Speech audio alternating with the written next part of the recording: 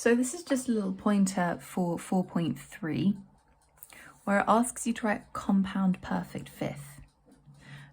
Don't be caught out and just write, so we've got C flat.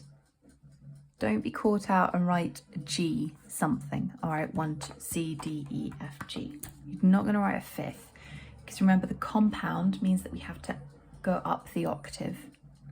So what I'd suggest is that you find C and you note in, so if you have manuscript paper in front of you, you can either get manuscript paper or use lined paper and have a nice wide stave.